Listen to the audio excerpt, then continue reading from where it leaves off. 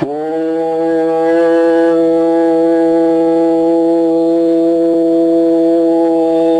ஈஸ்வரா குருதேவா.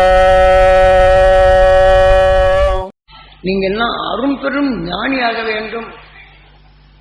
மக்களை பற்றி தெய்வீக குணங்களை மாறாக பேசி தெய்வீக பண்புகளை கெடுக்காம தவித்துக் கொண்டு இருப்பவருக்கு நீங்கள் அந்த ஞானத்தை ஊட்டுங்கள், ஒரு தெளிவாக்குங்கள். இந்த நாடு நலம் பெற வேண்டும் என்று உறுதிப்படுத்துங்க. நமது குரு அருளை பெற வேண்டும் என்று இயங்குங்கள். அனைவருக்கும் இந்த குரு அருள் பெற வேண்டும் என்று இயங்க செய்யுங்கள். ஆக அந்த குரு அருள் துணை கொண்டு அந்த துருவ நட்சத்திரத்தின் பேரருளை பெற வேண்டும் என்று ஆசை ஊட்டுங்கள். அதை இச்சைப்படட்டும், அந்த உணர்வு அவர் நுகரட்டும். அது இச்சா சக்தி, கிரியா சக்தி, அந்த ஞான வழிகள் பெறணும். என்னை திட்டினானே அவனை என்ன செய்கிறது என்று இச்சைப்பட்டால் அந்த உணர்வான பிற்பாடு அந்த ஞானத்தின் வழி கொண்டு அவனுக்கு தொல்லையை கொடுப்பான்.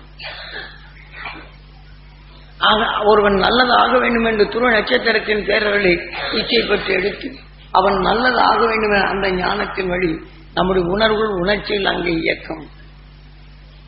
ஒரு குடும்பத்தில் எடுத்துக்கிட்டோம்னா எல்லா நியாயத்தையும் பேசுவாங்க.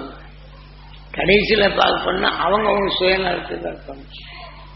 பொது நலத்தில் சுயநல வேண்டும். நீங்க எல்லாம் நல்லா இருக்கணும்னு என்னீங்கன்னா என்னென்ன நானும் அந்த ரகத்துல எனக்கு நீங்களும் என்னை நல்லா இருக்க வேண்டும், மரியாதை செலுத்த வேண்டும்.